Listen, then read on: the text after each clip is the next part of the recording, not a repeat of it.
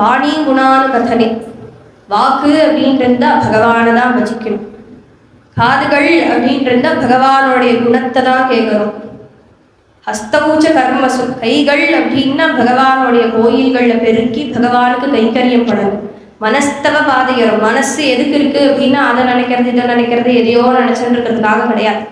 பகவானுடைய பாதத்தை நினைக்கிறதுக்கு தான் மனசு அப்படிங்கிறது. ஸ்மிருத்தியாம் சிரஸ்தலம், எதையோ நினைச்சுட்டே இருக்கும்.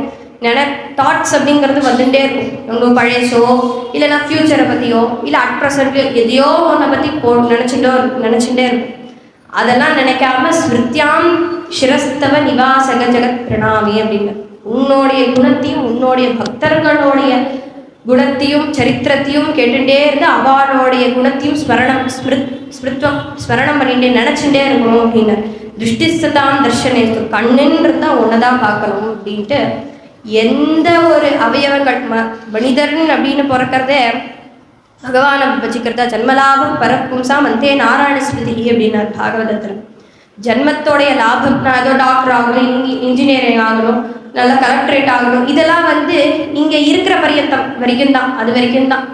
பின்ன என்ன பண்ணணும்? இந்த ஜன்மத்தோடைய ஜனித்ததுக்கான லாபம் என்னது அப்படின்னா பகவானை அடையணும் அப்படிங்கிறதுக்காக தான். கடைசி காலத்தில் பகவானோடைய நாமத்தோடைய ஸ்மரணம் வரணும் அப்படின்ட்டு. அதனால எல்லாருடைய சரித்திரத்தையும் பார்த்தோம் அப்படின்னா பாகவதம்லேருந்து சரி பக்த விஜயத்துலேருந்து எந்த சரித்திரத்தை எடுத்து பார்த்தாலும் உன்னுடைய பக்தியை கொடு, உன்னுடைய சத்சங்கத்தை கொடு, உன்னுடைய சாது சங்கத்தை கொடு அப்படின்னு தான் இருக்கும்.